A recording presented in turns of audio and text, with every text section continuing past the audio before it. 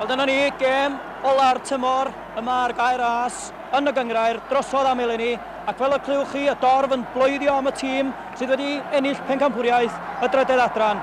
Am y tro cyntaf yn ei hanes, mi fydd Wrexham y flwyddyn nesaf yn ailadran cyngrair Lloegr.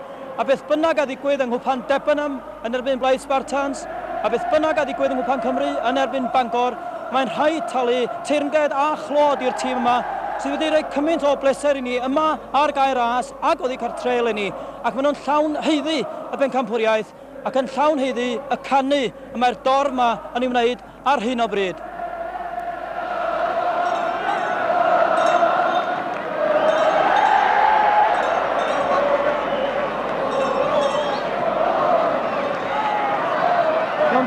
Mi nes di ddwy neu dair arbediad wych yn y diwedd yma yna. Ie, yn profi ddod ti wedi cael tymor llwyddiannus iawn dy hunan wrth gwrs. Wel, weddol, dwi'n reid apus fod wedi ware. Dwi'n ware dy hogia da am nad o, maen nhw sy'n ei fi bob clod. Da, na ddim oedd y gadw di, ond pwy ti'n feddwl, beth yn union oedd y peth gorau sydd wedi digwydd le ti? Wel, do nôl i Gymru. Wel, Ken, yng nghanol yr holl rialtwch, mae'n anodd edrych ymlaen at y flwyddyn nesaf. Mae yna nifer o chwaraewyr Wrexham mewn dipyn o oed wrth gwrs yn does. Oes rhaid yn y brynu? Oes, dwi'n teimlo fydd rhaid yn gael 2, illa 3 chwaraewr. Neu wedi yn canol y cael, mae Mel Sutton yn dechrau arafu. Mae Arfon, sy'n ni ddim allan a hon fydd y gêm olaf o i'r clwb yn gyffredinol.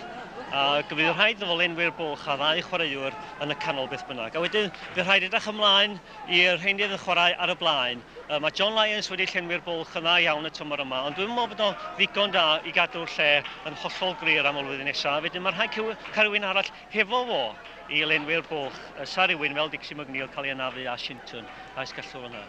Beth ydych barn chi am rhai o'r bechgyn ifanc yma fel Nitch Vicky a Wayne Segelski sydd wrth gefn ar hyn o bryd? Ydyn nhw ddigon da i'r ailadran? Wel, mae Edin wedi dysgu ddigon da, a dwi'n meddwl mewn 2-3 blynedd fydd o'n pwysio 2 allan o 3 orau beth bynnag, a cadw 2 arfodiau draed.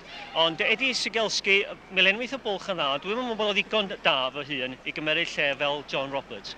Mae rhaid i'n cael rhywun sydd yn gadarn a profiad yn nghanol cae gyda Gareth Davies. Ysydyn nhw'n meddwl symud John Roberts allan o'r canol.